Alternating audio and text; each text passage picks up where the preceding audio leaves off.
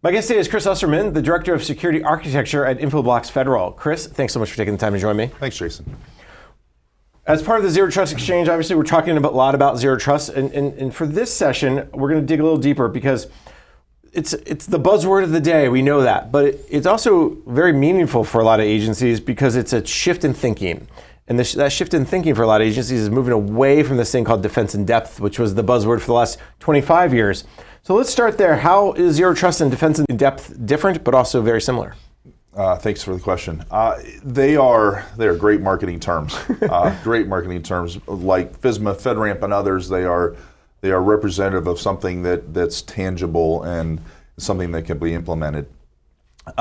Defense in depth was really around the aspect of vendor variety at the perimeter to give you enhanced coverage and to kind of still shore up the perimeter aspect of it. Zero Trust is now moving it all the way down to the endpoint and actually focusing on the protection of the data most paramount, and then implementing the strategies around how do I make sure that that data is protected regardless of where it's at on the enterprise. What's interesting is the perimeter side of it, the multiple vendors made this a lot more complicated and added complexity that agencies now are having to deal with.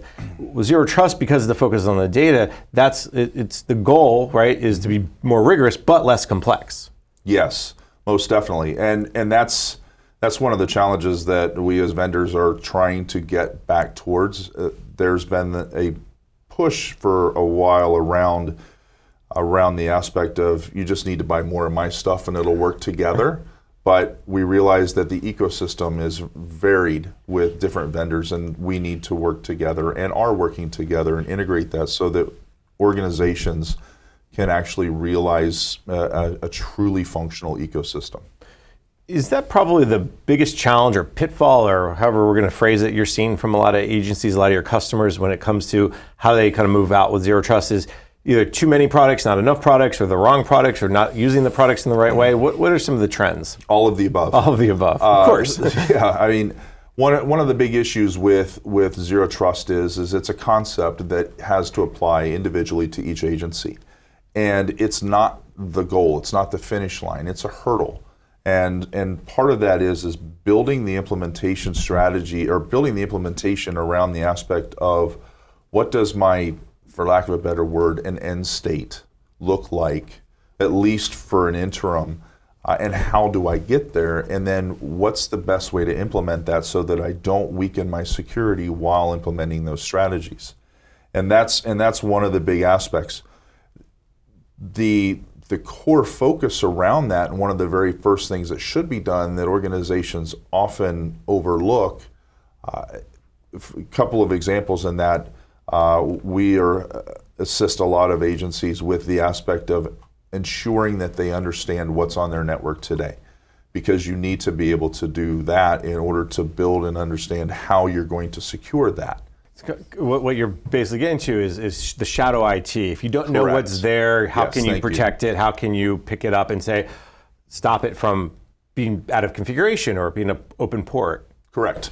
Very much, and that's the big piece is like we have one agency that we were assisting with who had over 50,000 devices that they weren't even aware of because it was part of a network segment that had no visibility behind it.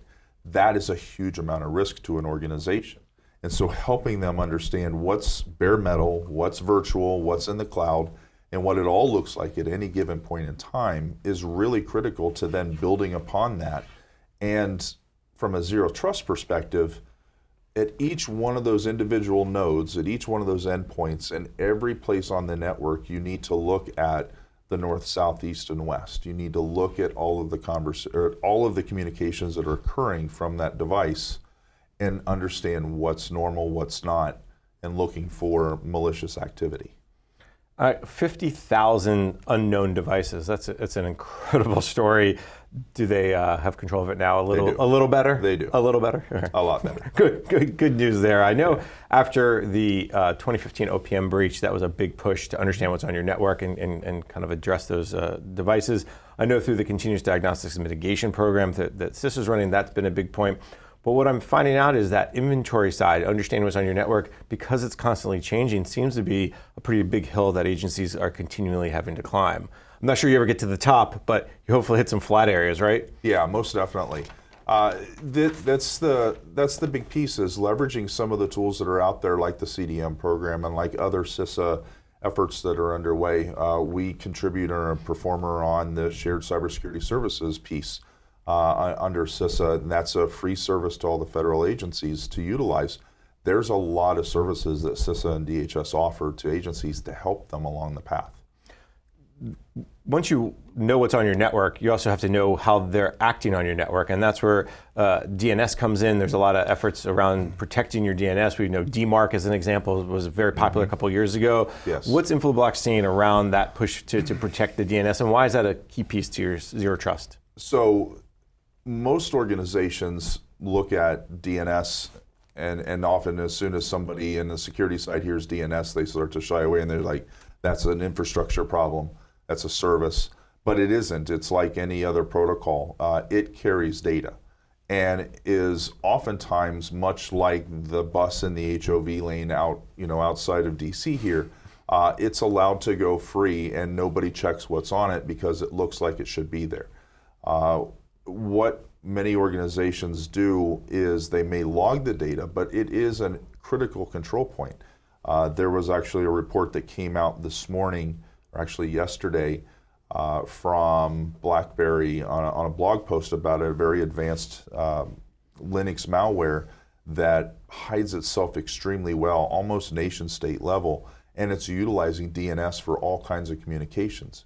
If you're not monitoring for that, and you're just allowing that information to go out of your network and just logging it, then you're not actually controlling it. And I would follow that up with one of the core metrics that NSA came out with back in June of 2020. They did a study and found that if you can control your DNS, effectively a DNS firewall, you can stop or contain up to 92% of malware. That's pretty impactful from a methodology perspective.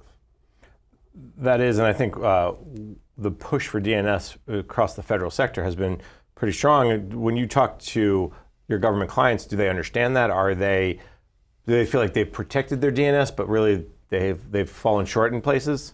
So I found that there are a number of organizations that don't inherently understand the nature of the threat or the exploitability of it.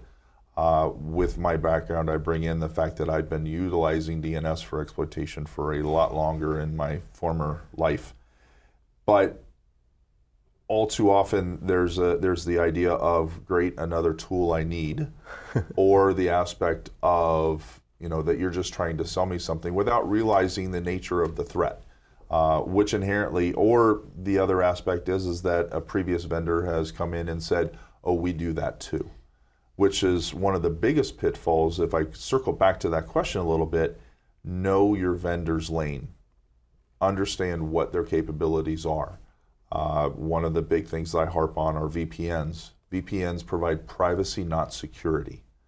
They don't protect the endpoint or the enterprise from malware, and often provide a secure avenue into an enterprise. So you have to know where the lanes in the road are for your vendor. If it was a VPN, it was security. I mean, it tells it virtual private network, correct, not virtual secure network. That's a correct. VSN or something. Correct. And the biggest aspect is that from an endpoint perspective, if I as an attacker can get on your endpoint, there isn't anything you can stop me from doing. Yep.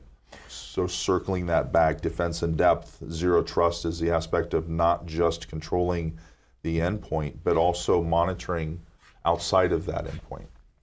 Chris, we're just running up at the end of the segment here, but before I let you go, what's the big thing agencies should keep in mind? Because we know that they're not starting at zero for zero trust. Right. They're not at 100. They'll never get to 100. Right. What should they keep in mind as they kind of move out with this? Know what your goals are. Know what your enterprise looks like.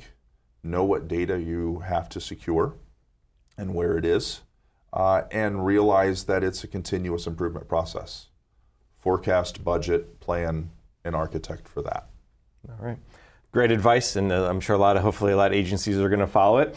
Chris, I very much enjoyed our conversation. Surely we are out of time for today. So let me thank my guest. Chris Usserman is the Director of Security Architecture for Infoblox Federal. Chris, thanks so much. Thank you.